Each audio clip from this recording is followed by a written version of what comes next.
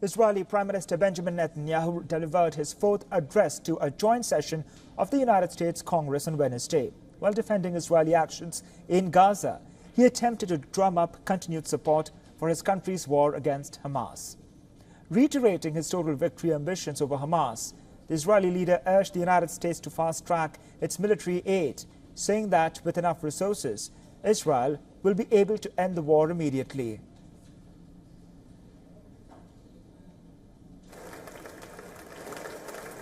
Fast-tracking U.S. military aid can dramatically expedite an end to the war in Gaza and help prevent a broader war in the Middle East. In World War II, as Britain fought on the front lines of civilization, Winston Churchill appealed to Americans with these famous words: "Give us the tools and we'll finish the job." Today, as Israel fights on the front line of civilization, I too appeal to America. Give us the tools faster, and we'll finish the job faster.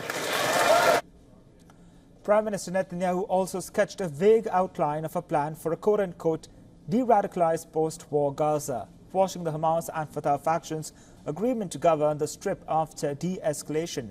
Netanyahu said that Israel must retain control in Gaza to avoid the resurgence of terrorism. The day after we defeat Hamas, a new Gaza can emerge. My vision for that day is of a demilitarized and de-radicalized Gaza. Israel does not seek to resettle Gaza, but for the foreseeable future, we must retain overriding security control there to prevent the resurgence of terror, to ensure that Gaza never again poses a threat to Israel.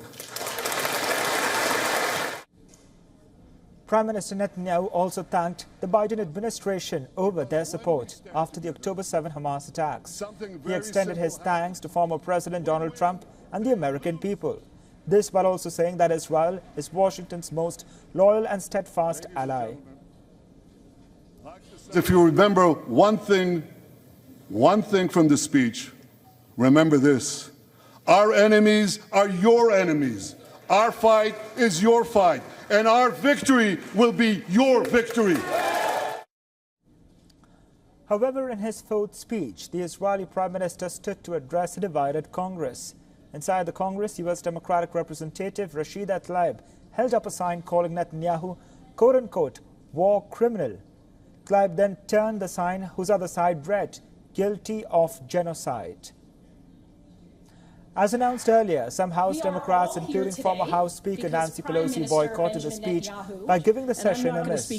Representatives also called the Israeli Prime Minister an obstacle in the truce deal, while condemning Washington's support of the war.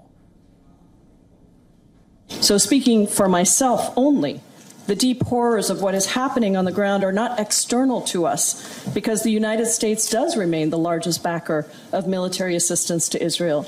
Assistance that has been used to perpetrate these offensive attacks on a civilian population that's been denied even the most basic of humanitarian assistance. This is not a conflict that we Americans have nothing to do with. It's not a conflict that we're being called to come in and mediate from outside. We are actually a part of this. Anti-Israel protests gripped parts of Washington and near the U.S. Capitol at the time of Prime Minister Netanyahu's address. While most protests remained peaceful, clashes erupted between the demonstrators and police outside the U.S. Capitol.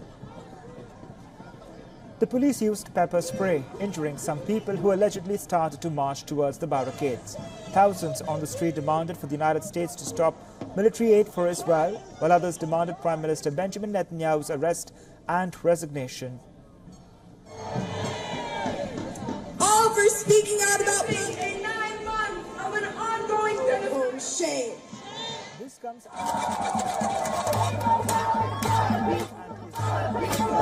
in the United States.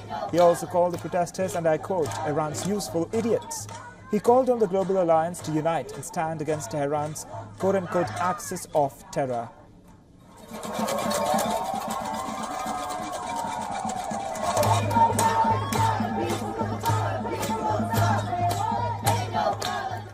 Iran is funding the anti-Israel protests that are going on right now outside this building.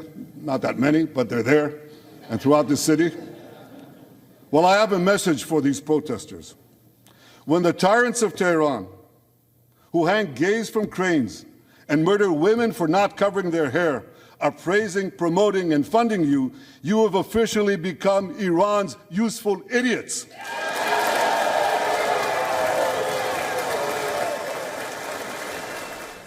For all the latest news, download the WION app and subscribe to our YouTube channel.